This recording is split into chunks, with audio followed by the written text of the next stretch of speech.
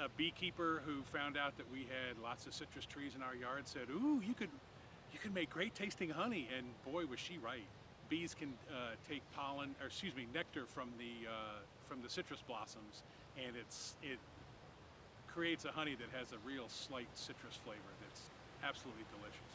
Chris Frank and his wife Emily Taylor have been in the beekeeping industry for 6 years. There are many challenges that beekeepers face when raising honeybees, such as mites and beetles.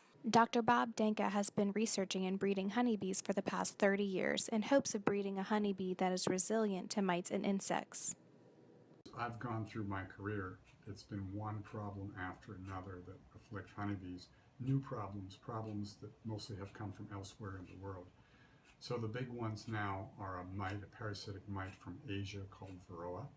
There's another parasitic mite from England or somewhere in Europe called tracheal mites. There's a microsporidian parasite, an internal parasite called Nosema that also originated from Eastern Asia. There's a little beetle from South Africa that's new to the country. So all those things I mentioned are new here, and they are all significant problems for beekeepers.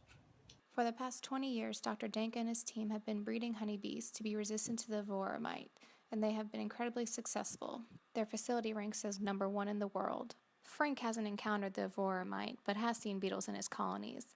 Beekeeping can be a hard job, but the rewards of it are like no other. Last week I went and looked at bees at one of my hives that didn't have a queen a month ago, but I had taken a couple of queen cells, a couple of baby queens from another hive and put them in there and prayed that the workers there would accept that as their queen.